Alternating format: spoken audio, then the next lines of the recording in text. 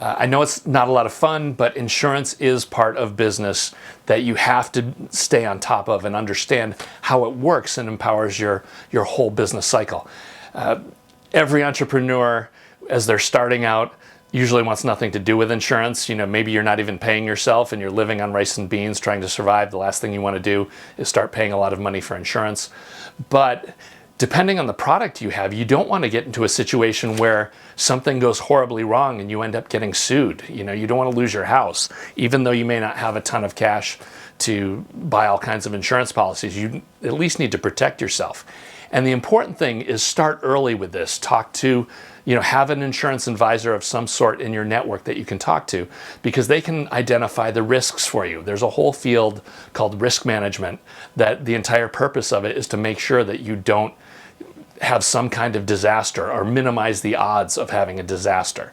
The second thing is that even though you can avoid it forever, sooner or later you're going to start selling to large enough organizations that they'll have a procurement department. They'll have people who are in charge of purchasing, and those people always will require you to have insurance. They don't want to be buying a product and then have something go wrong and not have some kind of financial safety net there for them. So one trick with this, one important thing with startups and smarter orgs that I've seen and has worked really well, is the first time you get prospects saying you need insurance, you're going to have some friction and some problems. You may have to talk a CEO into it or a founder into it.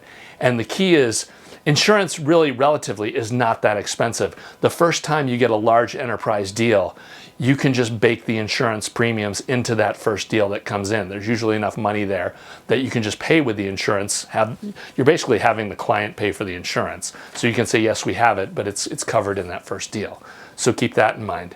And then the third and most important point of this is that once you get to a point where there's enough insurance that you've got things like workers' compensation to protect your employees, you've got a bunch of liability protections, so if there's accidents or travel problems or something goes wrong with the product, you're covered.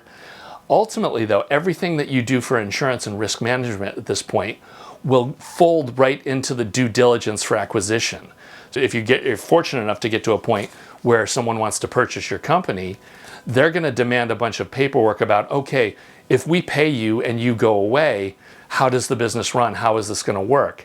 The Mass Founders Network has an entire resource guide on insurance for startups. Go ahead and check that out over on the MFN site. Covers all the major categories of insurance and types of insurance, so you can understand what they're for and what they do and how they protect you.